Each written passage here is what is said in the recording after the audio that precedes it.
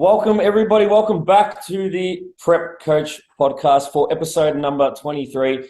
And this is a very special episode for us for obvious reasons, as you can see in the bottom of the screen. But I want to make a very special introduction to probably two of our favorite people in the industry.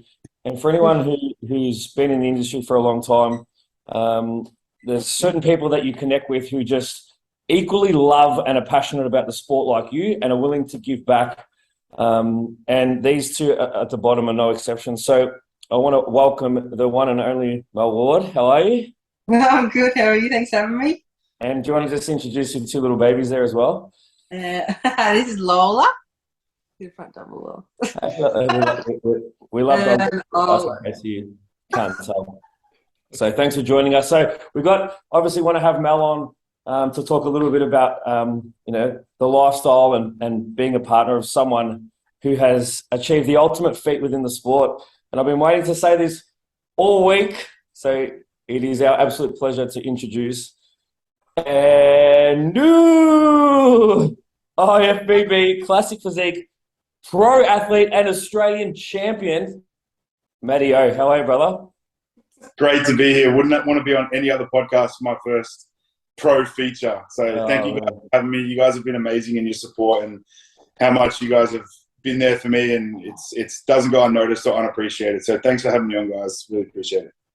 We had Maddie. We interviewed Maddie in one of our first episodes, and you were tinkering on the idea of whether you're going to do season B, and you kind of made it like an exclusive. It's like, all right, guys. We nearly fucked Maddie's season up, didn't we? Yeah, it's like, all right, I'll commit to it. Let's make it official here, and you had that massive goal in mind, mate, and you fucking executed, and you did it. And we were so anxiously watching socials to see how everything went, and when we all saw that you got your pro card, we all messaged each other in the group like, fucking Matty did it, he got his pro card. Can't believe it. So we are so happy to have you on here, man. And I know we've got a whole bunch of questions, and MG is going to start firing at you. So we can kind of understand your journey and your road to pro card this year. So I suppose we'll start with, I know you've probably had this a lot, and a tough question to answer, but I feel like as time goes by, it gets a little easier. And I want to hear from both of you about, has it sunk in, and how are you both feeling at this current moment about everything that's taken place over the last 2 weeks? You want to go first? Yeah, first. Well, let's put it this way. The first 3 mornings I woke up after the show, I elbowed Mel in the ribs and was like, am I still in IFBB Pro? I'm not sure if it was a dream or not. So it definitely took a while to sink in, and look, it's still kind of washing over me now, to be honest with you. It's pretty surreal, and the amount of support that I've had and the feedback and everything positive that's kind of happened in my life since that day it's just been onwards and upwards, and I'm honestly just still on cloud 9, to be honest with you. Like, I literally walk around the gym, just feel like I'm floating, and it's really, really surreal, like I said. But yeah, it's pretty crazy. Yeah, I don't think it sunk into you very quickly. The first couple of days after, whilst we were still in Brisbane, we would just be like around the area or down the shops or something, and someone would say, "Oh yeah, did you compete on the weekend?" And he'd go, "Oh yeah," and I'd say, "How'd you go?" And he'd go, "Oh yeah, pretty good." And I had to be like, he's IFBB Pro. Pretty good, yeah. I would say that was a little bit better than pretty good, but we were obviously ecstatic. Like he said, we were all watching it, but we're texting each other on every platform possible, sending photos of you back and forth. I've got a lot of comments about Mel on the live. I think you were the only person that we were able to hear on that live, which, can I just say, is freaking awesome, right? You want to talk about supporting your partner and being invested in it wholeheartedly. Mel, you were so fucking loud on that live. you know how close you were to the live. Yeah, I was like behind the judges panel. Then I guess was the camera that had the live stream. And then there was like VIP seats. And I mean, we were like 2 rows back. Yeah. Well, it was great for me because I know you. I got your commentary, which was awesome. You have to be careful with what I said. Too bad she didn't say anything negative about any other competitors or something like that. No, she was all class, which was good. But that was an awesome moment. We put it out to like a lot of the listeners and like a lot of the guys that follow us and a lot of the girls too who are fans of yours and obviously were listening to the first podcast and have since connected with you online. And all of them have given the same feedback about, Matt's just awesome. He's willing to take the time, always responds, always replies. And I think that says a lot about you. And a lot of these guys sent questions through. So I'm gonna shoot a couple off. A couple of people wanted to know, why did you choose to compete in WA rather than Victoria? Yeah, for sure. So the Victoria show was, I think, 3 weeks before Nationals, maybe even 4. And then the WA show was just the week before. So having the Nationals up in Brisbane, I knew I had to travel anyway. And then it was just for something a little bit different. So, I mean, I've done the VIX, obviously season A this year. I've done the VIX a couple of times before. So being able to get some stage time on a different stage, giving myself an extra 3 weeks to prep for the qualifier, and then also only having the week between the two shows. I know in the past I've sort of not struggled per se, but I've just had to juggle a few things when there's 3 or 4 weeks between the qualifier and the Nationals. So I think giving myself a shorter window between the two kind of just meant I could just almost hit pause on my physique rather than, peak, reverse out, peak again, things like that, which I'm sure all you guys have sort of had to do in the past. And then it kind of just added to the whole mystery of it. Like I said, you guys got the scoop on me competing. It was kind of not really overly known. I didn't really tell a lot of people, prepping myself, things like that. So I kind of just add to the mystique of the whole sort of scenario of me just rocking. I nearly ruined it for you again at the A&B show with the guest post. That's all right. I threw in water twice, didn't I? I mean, I tried to keep it as close to the chest as possible, but I mean, once you guys have been in the industry for a while, and I posted a couple of stories, or my cheeks were super sunken in, or Mel would post a story and my glutes were striated or something like that, and people were like, something's going on here. So, Matty, tell us, how did you navigate that situation of when did you go up to WA, and then when did you go from WA to Queensland? Yeah. And was there a difference in the peaks? Was the stage weight different? Did you any lessons learned from WA that you transferred over to Nationals? So, try to give us a little bit of understanding about that. Yeah, it was pretty crazy. So I flew into Perth super early. Well, not as early as I wanted to be, because I actually missed my flight Thursday morning. Classic male. And going back to the last podcast when I was in Thailand, we all know how much of a great record I have with airports and passports and what have you. Well, we spoke about this, man. We spoke about this. You missed by 5 minutes. Yeah, I missed my flight by 5 minutes. And I said to Mel, I was like, you're booking everything and getting me to where I need to be from now on. I'm not doing anything when it comes to flights. So I actually missed my flight on the Thursday morning, but got into Perth pretty early Thursday morning, knowing that I had weigh-ins Friday afternoon. So I wanted to make sure I had at least a 24-hour period between landing and checking in, because I was quite close to my weight cap for the qualifiers. Mm-hmm. Which was a bit of a nuisance. So being so close, and weigh-ins weren't till sort of 4:30 Friday afternoon. I actually didn't eat or drink a single thing the entire Friday until I weighed in, just to make sure that I made weight, which meant I only had about a 6-hour carb up before I sort of went to bed Friday night, knowing I was competing on the Saturday. So in terms of peaking, I actually didn't really peak at all for the qualifiers. I probably only put in about 400 or 500 grams of carbs after weigh-in. And that was pretty much it. Didn't do anything else different. Yeah. So what did you weigh in at? 92.6, and my classic cutoff's 93 kilos. Okay, awesome. And then when were you on stage on Saturday? When was I on stage? Probably about 11 o'clock. Oh, wow. So, it's short, really short turnaround. Yeah, really short. Did you find that you digested that food pretty easily coming in that short time period? Yeah, I'm a big fan of, I only really carb up on foods that I use during prep. Like, you see a lot of people carbing up on some pretty ridiculous stuff, and that's when you get some stomach issues, digestion issues, some bloating, just because it's purely from foreign foods. So it was literally just rice in like 4 or 5 different formats, whether it be cream of rice, rice bars, rice bubbles, actual rice, that kind of stuff. Yeah. Yeah. And then was it different for the Nationals, bro? So did you have to, obviously, I'm guessing you afforded yourself a little bit more time, made your flight, were able to settle in. Did you front load, back load? Like, how did you approach that, knowing that obviously you had a bit more time at your disposal and probably got a little bit leaner, I'm guessing, in that week as well? Like, were you trying to push conditioning? Yeah, I dropped about 1.5 kilos between the qualifier weigh-in and the nationals weigh-in. So in a week, I dropped about 1.5 kilos. Wow. After the qualifier, I went out with a good friend of mine. She was over there shooting the show. So we went out and got a burger together because I didn't know anyone over in Perth really. So she took me out, treated me to a burger, and I had a couple of treats that night, and then woke up even lighter again. And then after I flew to Brisbane and did a bit of cardio and got some of the water off, like I said, I was about 1.5 kilos down, which gave me that really good flexibility to sort of do about a 3-day carb up, knowing full well that I had that sort of 1.5 kilo wiggle room. And my body's pretty crazy. When I get like proper peeled, the second I start to carb up, my weight just drops. Like, it's insane. Yeah, wow. So I guess weigh-in was the Friday morning for nationals. So Wednesday I did 800 grams of carbs, lost 0.5 kilo. Thursday did another 800 grams of carbs, lost another 0.5 kilo.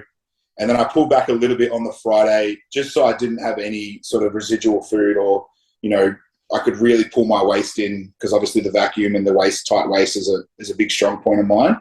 So I pulled back on the carbs a little bit the day before and show day, just to make sure that, everything was where it needed to be. And I was definitely full enough by that point, from a muscular fullness stance. I was really happy with that. So doing the 3-day carb up definitely worked substantially better. Awesome. And so now being a pro, Yep. does that mean your weight cutoff is different? Oh yeah, I can't wait to grow. Oh my goodness. What's your cap now? 98 kilos, so 5 kilos of tissue. Wow.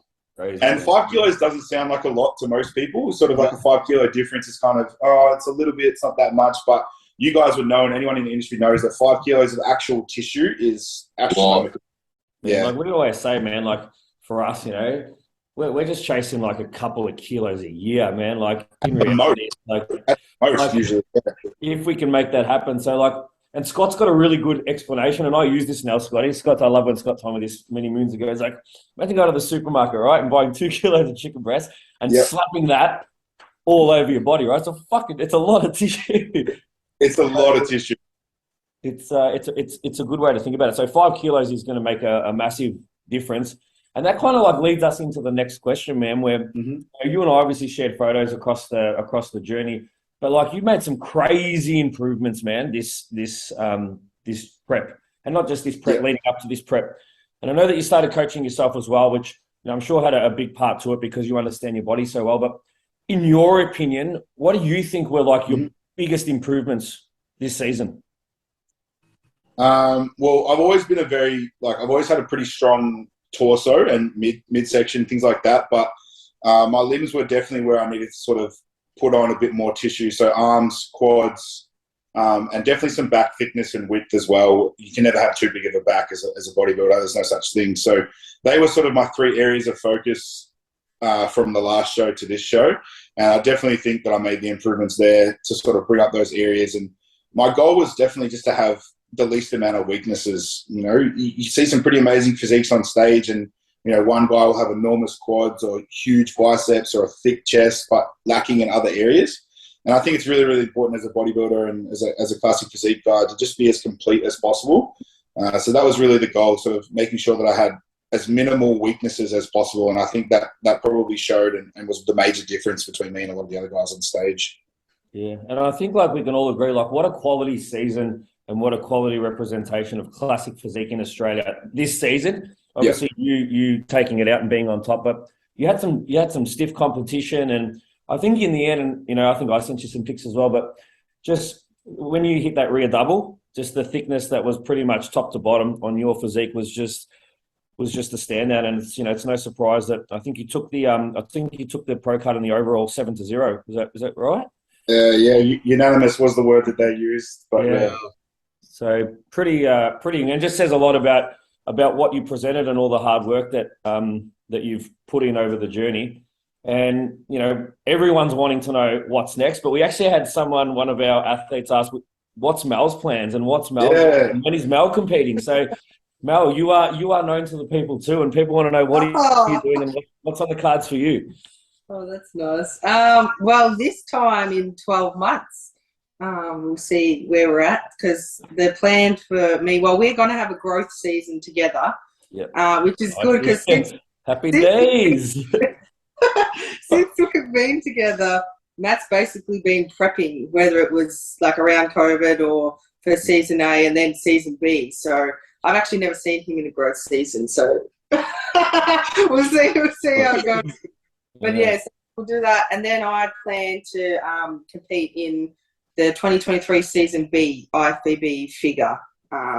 So that'll be my first time competing. So plenty of time. Wow. That's exciting. That's so exciting. Yes. I'm more excited to watch her prep than for my own prep, to be honest with you. No doubt you would, man. No doubt. I'm going to be more nervous, more excited, more just everything. You'll be screaming on the live stream. Yeah, you'll be able to get me on Who's that girl? So Mel, let's just go into that a little bit deeper because obviously, we all know each other, and I've seen you. You've got a ton of muscle. So, how long have you been training for, and what is it about figure that you love? Well, in terms of the training, I've been going to gym. I don't know whether you call it training. For I'd say 4 or 5 years. Yeah. But then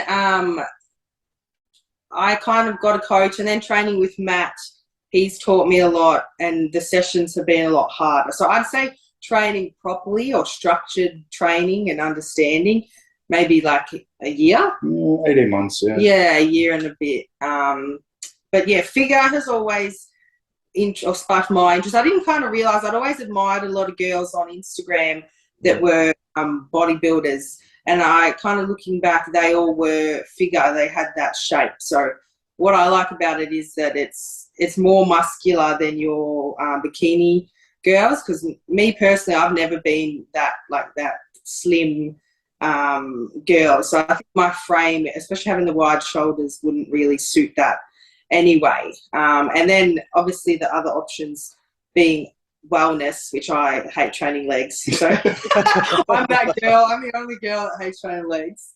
So that I could probably do it, but I wouldn't enjoy it. And then physique, obviously, just the other kind of extreme. So figure, it suits. Yeah, it is a great division. Can I take a stab and say you love training delts? Would that be a guess? I do. It's my favourite. Yeah, because obviously would you say one of your strongest points is it's either going to be your back or your delts? Yeah. My favourite things to train. So. I tell everyone with the delt genetics that we've both got, if and when she ever gets pregnant, we're going to have to C-section that baby out. Your kids are going to come out with the most capped stride delts. Except I train mine. Oh, I don't. So you're lucky. You're lucky. So let me ask this then, Maddie. Obviously, not just in the last week or the last 2 weeks, but probably this whole prep. How important has it been having someone like Mel by your side? Honestly, you're going to get me emotional already. That's what it's about, man. I've cried more times in the last week and a half than I have in the last 5 years. Yeah. But I can't even articulate it, to be honest with you. The support that she's shown, and regardless of whether it's getting up at 6 o'clock in the morning, 5 o'clock in the morning doing cardio, she's on the treadmill next to me. Some days I don't feel like training as hard as I probably should be, and she's putting a foot up my ass and being like, no, come on.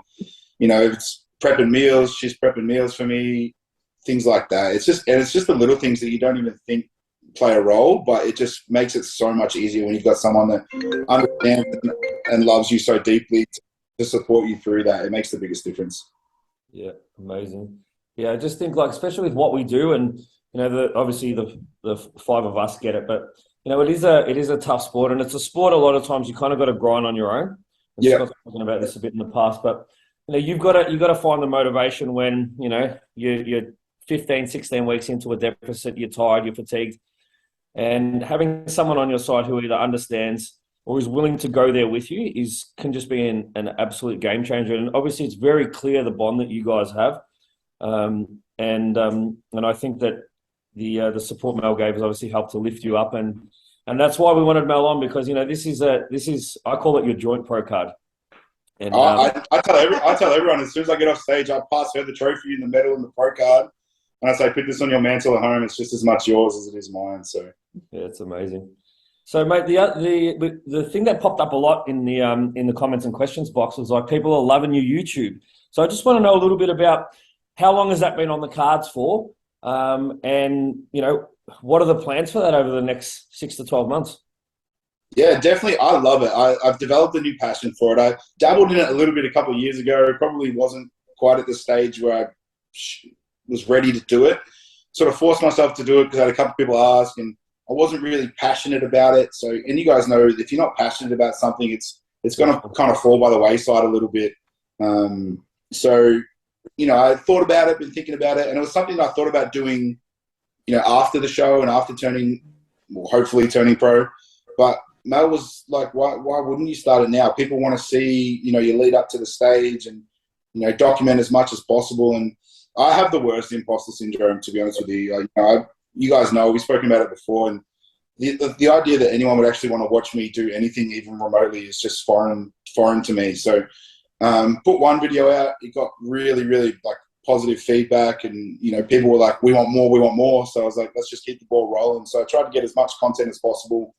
And leading into a show, especially peak week, you guys know it's not a whole lot of exciting stuff that goes on in peak week. Kind of, yeah. There's a lot of let's watch Matty O eat rice 19 different ways. That's pretty much it. So I try to make it as engaging as possible. And, you know, anyone that knows me knows that I love a bit of banter and a bit of shit talk and a bit of gags. So I try to make it as entertaining as possible, but also try to be as informative as possible without being too overcomplicated. And like you said, it's been received really, really well. So that's really excited me to push forward, do more of it. And then obviously moving post-show, it gives us a lot more flexibility in what we can record. So I know a lot of people sort of love the way that I train and the passion that I train with. So a lot of people want to watch a lot of training footage and, you know, some off-season meal stuff, things that we can do together, day in the life stuff. I think everyone wants to see you and Mel trading delts. No, I told her, I said, I don't want to take any photos with her anymore. She's getting too big. Not even about it being out-angled anymore. There's no angle for you when it comes to shoulders with Mel. That's the problem. Nothing. So, but yeah, so we're definitely going to push more of that YouTube and, you know, any and all feedback. And, you know, anytime I see a post on social media or a story where someone's watching my YouTube, you know, as motivation to go train or whilst eating their pre-workout meal or doing cardio, it just blows my mind, honestly. Yeah. I think I saw one the other day. It's like, there was an athlete, he's doing his cardio and he's watching you, and it reminded me so much of, you know, instances of myself doing cardio, you know, watching a Bumstead video or, you know, watching an Ian Valier video. And you know, these are memories and stuff that you're creating now, man, for people. So I want to say to you, get fucking used to it. And people do want to watch and people do want to know what you're up to. And I think one of the things that we see is like people go through their season and during prep, you know, you're motivated, you got all this reason to do stuff. And then as soon as comps are over, people kind of drop off. Yeah. So, you know, I think having videos out consistently is going to go a long way. And trust me when I say people want to watch them, man. Yeah, Matt is really good at just talking. Like even when I was sometimes in the hotel room and he'd just be like, oh yeah, I'm going to do a video. And he would just sit out there and just do like a 5-minute intro, like flawlessly and seamlessly without stuck up, having to edit anything once. And I was just like, how? Yeah, I reckon Scotty would be like that. Yeah. So, I want to. One of the things, Maddie. Oh, I was going to say, I think one of the reasons to go on what Mel said is I think when you're someone that's just so organic and transparent across all things, like one of the things that and I'm speaking for the other boys as well, that we have always loved about you man, is that you're real. Like, unfortunately, in this day and age in social media, sometimes what you see on IG is not perhaps what really goes down in real life. But I think that's why, and you're such a good ambassador, I've said this before, to all the young and up-and-comers as well, which is what we also try to be and to convey, because there's so much misinformation. So keeping it real and also, you know, putting your own spice on it, so to speak, is obviously what has been so appealing to everyone. That's why, you know, we always say you're leveling up, but on that front as well, it's good and it's so refreshing to get that, and especially someone that, you know, everyone knows and has seen around, and that a random can come and say hey, and you'll give them the time and not feel that like you're on another level to where they are. And I think, at least for me, looking in, that is definitely how it's received. So I love it, bro. Keep doing it.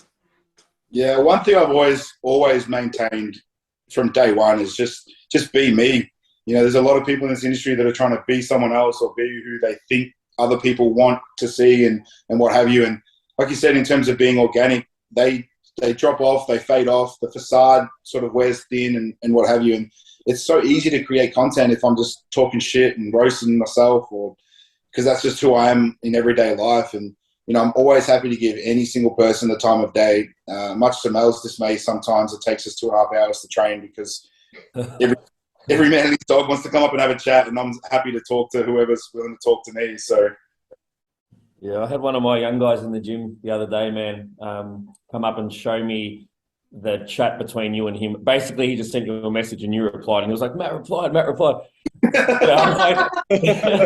was like, yeah, Matt's a legend. Like, Matt will always reply. Like, even when we had the posing workshop, man, and you came down and, you know, Scott will agree. Scott's had a lot of like your sort of young male clients that were at that one who are listeners to this show, who are all up and coming guns as well, who were like super stoked that you took the time. I think to a lot of them, man, you even said like, you know, if you want some feedback along the way in terms of just like posing or anything, you were happy and willing to help. And that's, you know, that says a lot about you. And that's kind of what we're bringing up here is, you know, when I said at the start about being, you know, a couple of our favorite people in the industry, it's just about the attitude that you bring to the sport and your willingness to help others for no good reason other than you want to see the sport improve and you want to see other people do well, and there's just not enough people like that. So yeah, one quote that I've always sort of maintained and lived by is be the person you needed when you started.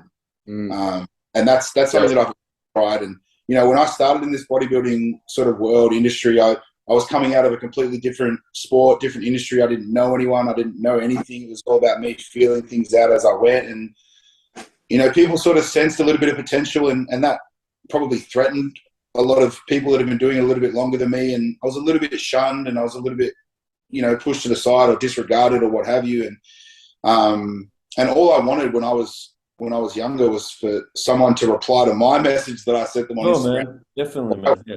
Help me. And so anytime that anyone's gone out of their way to message me for whatever reason, regardless of what it is, I try so hard to try and, you know, reply or help them out. And like you said, even if it's just small stuff, you know, I still get guys from that posing class sending me training videos or posing videos. And I'm like, and then I get super excited. I'm like, oh, you made so much progress since last time, so let's tweak this, let's do that. And they're like, oh man, thank you so much. And, like, and then they come into me and they do that. Look, Matty replied. Look. It's awesome, man. But it's a good thing that you're doing, man. And we appreciate, like, as you got to, like, especially for us, some of those athletes are our clients, man. So, you know, it pumps us up when they come in and tell us that, you know, you've replied to them or you've made their day. So it really is just about lifting everybody up. And that's, you know, Scott said it before, for us, that's really why we started the podcast. I can't believe, you know, we're 25 or so episodes in, and it's just all about putting positivity out there and really good information for people. And, you know, having you two on is a perfect example of that. So MT, I think you wanted to ask something before. Yeah, I'm anxious to know what's next for Matty. Everything. No, so look, for the time being, especially like in the foreseeable future, like Mel's my priority. You know, me doing back-to-back preps, you guys understand how much that puts on the partner of the person and what have you. So making sure that she's taken care of, we've got a massive list in the notes section of her phone of stuff. But when you guys have all done this, I know for a fact, after prep we'll do this, or after prep we'll do this. Yeah.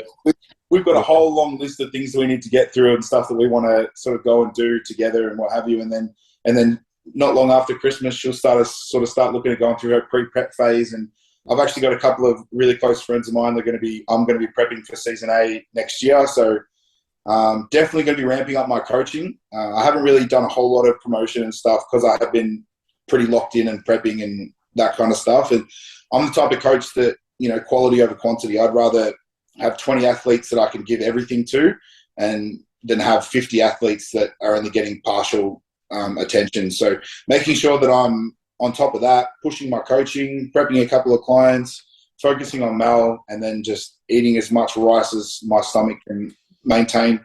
So talk to us a little bit about your coaching. So, you know, what's your clientele like, and, you know, federations, male, female, give us a little bit of information about that. Well, look, I consider myself a bit of a jack of all trades, I suppose. I don't really specialize in one over the other. As long as the athlete is passionate, willing to communicate and willing to listen and learn, then I'm happy to take them on board. So I've prepped ICN competitors, I've prepped IFBB competitors, I've prepped Gen Pop, whether it be the 20-year-old kid trying to make some gains, whether it's the 35-year-old mum of 3 looking to lose some of the baby weight, that kind of stuff. And, I tick all the boxes from those sort of standpoints. So I don't really turn anyone down as long as I know that they're going to work hard. That's the only criteria that I sort of am pretty scrupulous on. You're probably going to find that now achieving what you have achieved, that's probably just going to level up in itself. Yeah.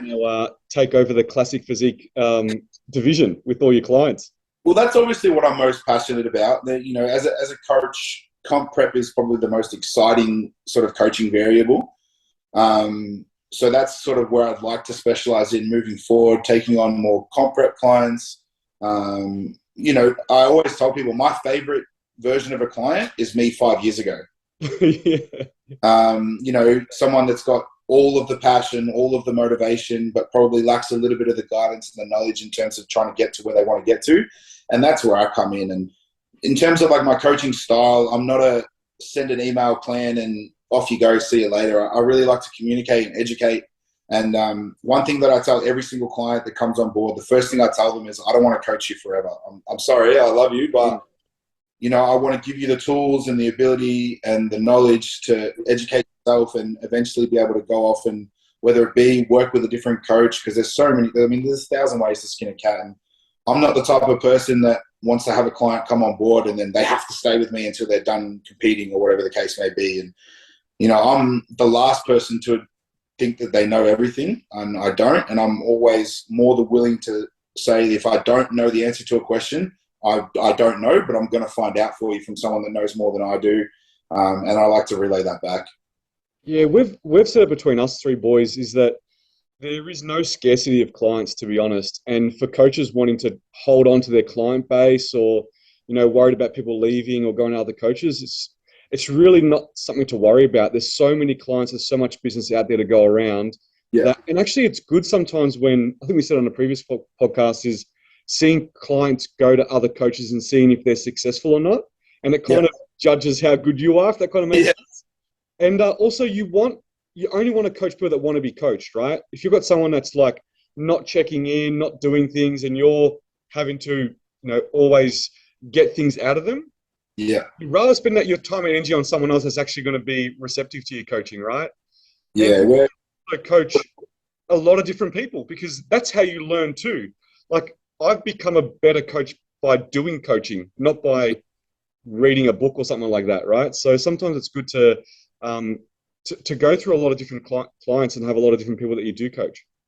Anecdotal evidence is my favorite evidence, in my opinion. And like you said, you can do all the studies, read all the books, watch all the vlogs, the YouTubes in the world. But until you've got it right there in front of your face and you change a variable and watch how your clients change and things like that, that's the best evidence, in my opinion. Yeah, I was actually talking to another coach about this who went to a recent seminar and of all these well-educated people that probably most of us all follow. And I said, it's really good to see how you did your reverse diet with this client because I went to this seminar and they said that's the exact way you should do it. And I was like, yeah, I come up with my own methods because I listen to those, but then I put them into practice, right? And then you refine it. Just listening to educators all the time is not how you learn things, right? You've got to come up with your own methods by actually doing. And there's a lot of people out there that are just regurgitating information they heard at a seminar and making it their own when they're not putting any of that in practice. So it's good to go and learn things, but you learn the most by doing, for sure. Really? Yeah, so can I ask, because this is actually one of the questions. People were interested in, it actually was about Mel, but we'll make it about both of you. It's like, what does Mel do for work? But then on the other side, what are you doing for work? And, is coaching full-time something that you're considering and going to do? Well, Mel's got a foot fetish. That's what I tell everyone. Oh my God. Mel is actually, she likes to downplay it as well. Mel is actually extraordinarily intelligent and she's a fully qualified podiatrist. That's amazing. basically running your own practice. Yeah, where are you, Mel? Give it a plug. Go. So there's a couple of clinics in Pakenham and Narre Warren. Yep. That I'm doing, yeah. So if anyone's got any messed up feet or toes, just send her some photos. She'd love to see them. If there's any creepers out there who want Mel to touch their feet. I so many people on Instagram messaging me, just sending me photos of their feet. Like toenails, being like, what's wrong with my foot? Hey, can we all send Mel a photo of our feet later? I get it all the time. Because whenever you say you're a podiatrist, people say, one, do you have a foot fetish? Yeah. Two, is that the baby doctor, which is pediatrician? Yeah. Or they say, Oh, God. yeah, I know, it happens a lot. Or they say, oh, I've actually got something wrong with my foot. They're the three main responses, yeah. We'll get people just like, will rip their shoe off in the first minute of knowing you. That's what I was going to say. We'll be in the gym and I'll go to the toilet or whatever mid-set, come back, and there's some random guy with his socks and shoes off in front of me. Like, hold his foot up. Like, what are you doing? That should be the thumbnail for the podcast. Yeah. Just put our feet up.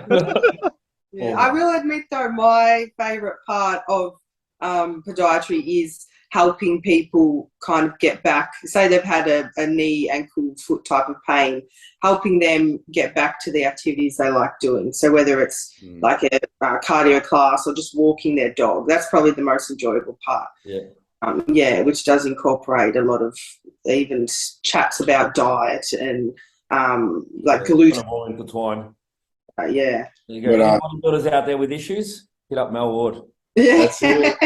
But no, we're actually going to look at moving Mel into the coaching space as well, not too far into the future. Yeah, definitely. Obviously, she's got a shitload of scholastic background. Like, she's done a whole lot of study, and you know, the more that she's in this world, in this industry with me, and she sees what I do with my clients and things like that, that's sort of where we're sort of starting to discover her passion's going to lie as well. So obviously, being as successful as she is in her current field, being able to scale back a little bit of that work and possibly take on and start her own sort of smaller coaching business and what have you, because that's obviously what she now loves and is obsessed with, and she sees the changes that I make in other people's lives and what have you, and that's obviously what she loves most about her job. So she kind of combine the two together and take on a couple of clients of herself and do that, then that's really going to be rewarding for all of us, I think. Yeah, that's the plan. Yeah, no, nothing we love more than an educated person who starts coaching. That's it. But it's true. It's true, right? Because you know, like, it's like I always say with my wife Meve, who's done a 4-year degree in nutritional medicine, and then we'll get people come in for a consult and they're like, "Oh, I'm also a nutritionist," but it was like a 48-hour course on online. It's like, well, a little bit. Scotty knows. A little bit different. I mean, you see it all the time in the fitness industry, and I'm not talking about anyone specifically, so I'm not coming after anyone, but you know, you see a lot of people do one show and all of a sudden they're promoting themselves as a comp prep coach and they haven't really coached the industry and what have you, or, you know, they finish 4th in their class at some show and all of a sudden they're a posing coach and what have you. So it's an oversaturated market, but it's probably not saturated enough that are people that are doing it, A, for the right reasons, and B, with the right education and qualifications behind them. Yeah. Actually, on posing, are you going to make that one of your services too, Matt? Posing coaching? I think I might have to. What do you reckon? You're going to have to, mate, for sure.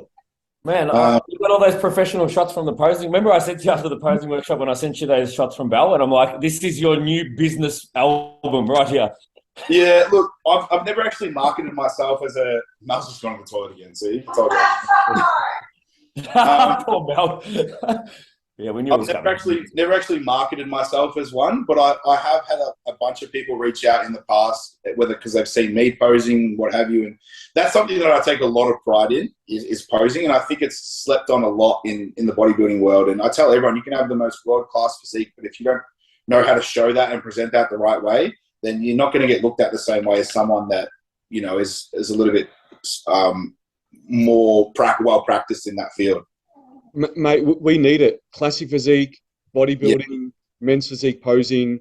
I know you can probably cover all those bases, and we need that. We need it as coaches to refer people onto people like you, because We need posing coaches like that. Well, absolutely. So, like I said, having never marketed myself and still had people reaching out, and I've helped a bunch of people. And like you said, from the posing class, having a bunch of those guys hit me up, and I've helped them via Zoom, one or two guys even face to face. So definitely looking at advertising that and doing that, because that's obviously another passion of mine. And I think that someone that can pose and show their physique in the best way possible, I think it's just a beautiful thing to see in this industry, in this sport. So anyone I can help doing that, then I'm more than happy to do so. Awesome. Yeah, we definitely need it. We definitely need it here, mate, for sure. Absolutely. I want to change the topic just a little bit because it's coming up, the Olympia. Yeah. Who's your top 5 for Classic? Well, you can't go past C-Bum, in my opinion.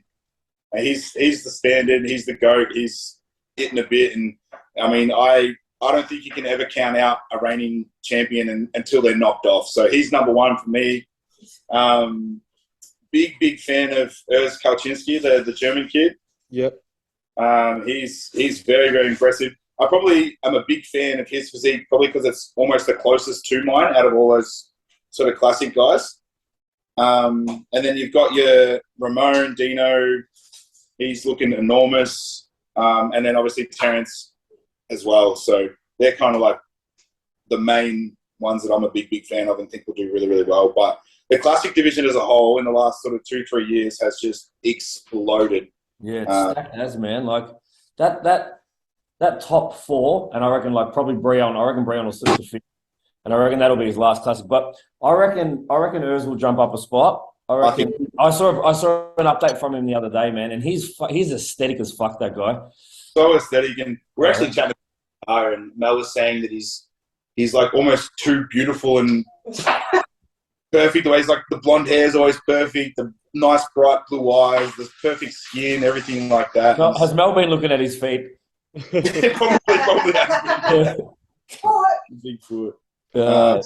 It could go either way. Like even the second place is up for grabs. Like Terence is amazing. But Urs could be there.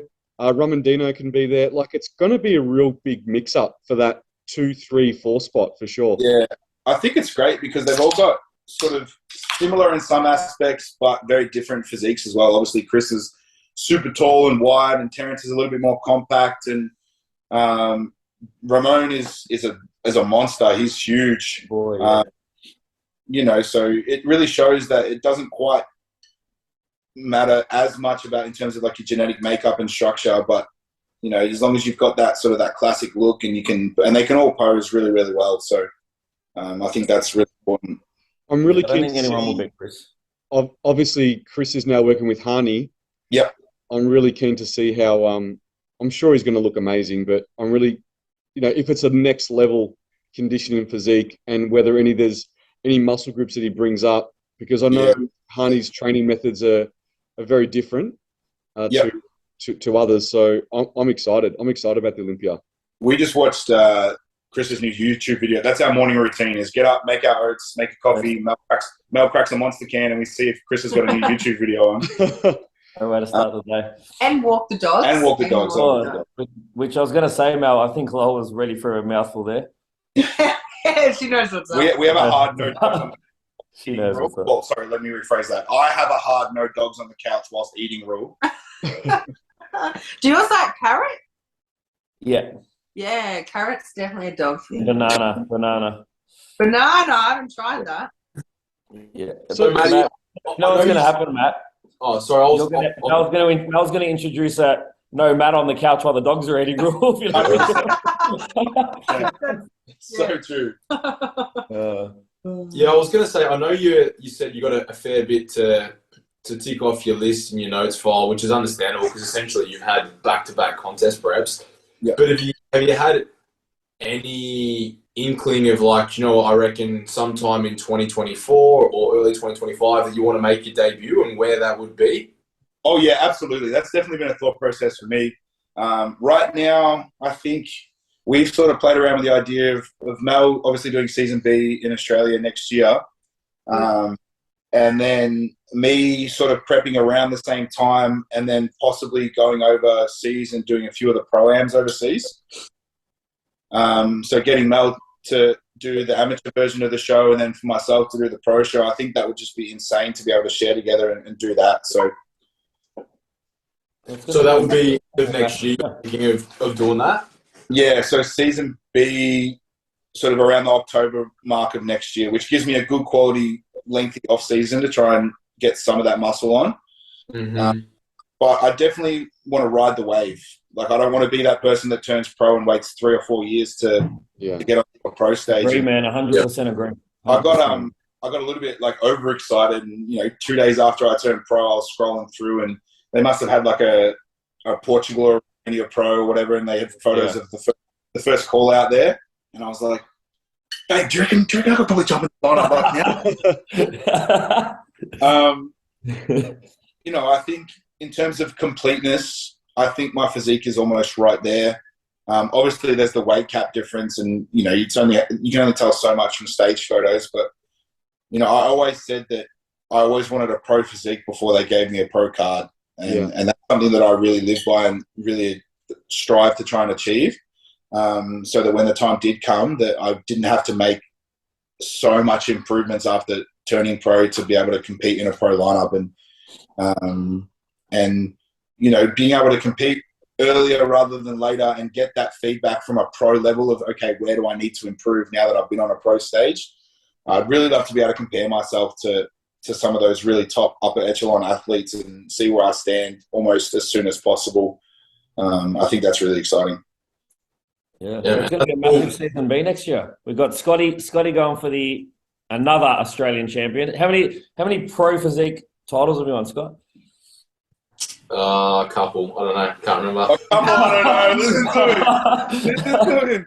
He needs a Mel. I'm just excited to go through the process again, man. It feels like, 2020 was a big, it was like, mate, you prepped, although I know you didn't get on stage through the pandemic, but I did. But it will have been 3 years by the time I'm back up there next year. So I'm super excited. More just to make the impression. So, yeah. And then so next season, we'll have Scotty, Matt and Mel all on stage in season B 2023. So pop that in your calendars, listeners. And me and MT will be the sloppy ones in the. You can be the videographers for our YouTube channels, mate. It's all right, man. Done. Yeah, that's sick. While we're on that topic, though, I wanted to ask, Matty, just because I know what my prep's going to look like. Obviously, as a natural, what's the window that you would like to apply? Is it a 20-week prep? Because the other thing, obviously, you've got off stage. You want to obviously rinse as much of that improvement season as you can to get as much out of that cap as you can. When would you start prep for your shows for next year? Look, it all sort of depends on body composition, mentality, what have you. Like, in terms of being prepared, Mel and I actually both went and got blood work done this morning. We're really big advocates on getting blood work, whether that be natural or enhanced. Mm-hmm. We're not here to bring our best package that we could possibly bring in 2 years and then be out of bodybuilding in 3 years. This is what I make my life, and this is what I want to do long term. And Mel's very much in the same boat. So we try to do things the right way, which is then going to mean more of a cleaner off season, making sure that I try and keep things as tight as possible so that I can start prep from a much better standpoint than you see a lot of people do start. And they have to start from sort of 20 weeks out to be able to remove a lot of that unnecessary body fat and what have you. So 14 weeks is pretty much ideal for me. Knowing that I know how quickly I can get myself lean if I need to, but also at the same time as I never sort of let myself get too far out the other way. Yeah, that's cool. Well, in that sense, that gives you shitloads of time. It's essentially 9 months, really, isn't it? I could not be more excited, man. I'll tell you what. Yeah. How's like Mel obviously prepping for the first time? What's the outlook on that? How long do we know a predicted off-season peak weight and then stage weight? Do we know any kind of information yet? Not really. We've completed. I think I started with my coach. I think it's been 12, a bit over weeks, and the point of that first 12 weeks was basically to get the best foundation to kind of start with, and then play around with the growth season. And I assume we'll do like a mock prep as well, but yeah, not too sure. Still early days. Yeah, it's exciting. Like, to compete for the first time, it's almost always your most memorable. and there's never any expectations for your first comp. Just getting there is a massive achievement, and just enjoying the day in front of your family and friends is all that really matters for that day. So that's what excited for you. Sure, her, and I've tried to tell her, but unfortunately, she lives in a household with me, so her expectations are no expectations on the first one. Just get it done and look your absolute best, and then from there you try to improve, right? Well, people love numbers. I know how much people love numbers. So do you want to throw some numbers out at people? Like when you started with People love numbers. Give us people numbers. love. So how heavy were you when you started? Like what was your weight when you started? I think I was. So I'm like 170 centimeters, just to put that in perspective. I was, I think, 70, and this was post Thailand as well. I think I was like 77, 78.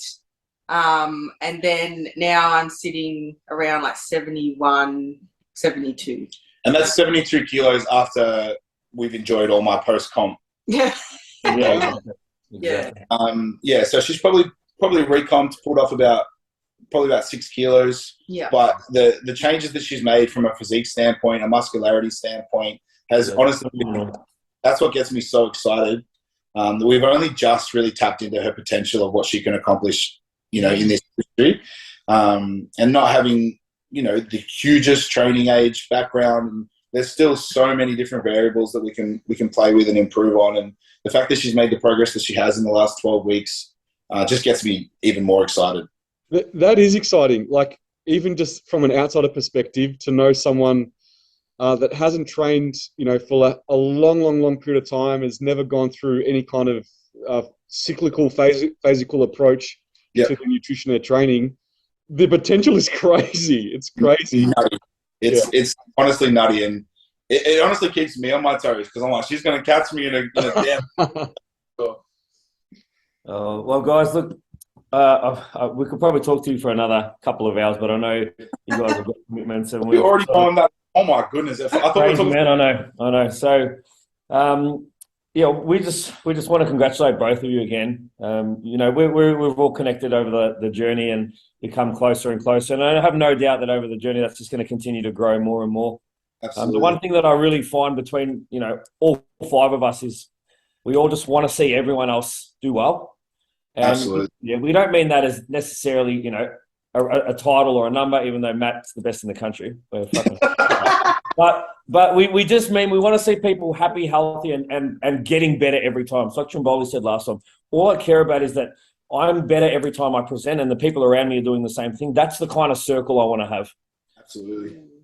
So congratulations to everything both of you have achieved, because as I said, it is a massive partnership. Mel, we're fucking amped to see you on stage. You have my word. I will be fucking 2 rows back, right behind the live. You can be right beside me, bro. I'm going to take that spot. I'm going to fucking make sure everyone hears me on the live. So we've got a massive season B.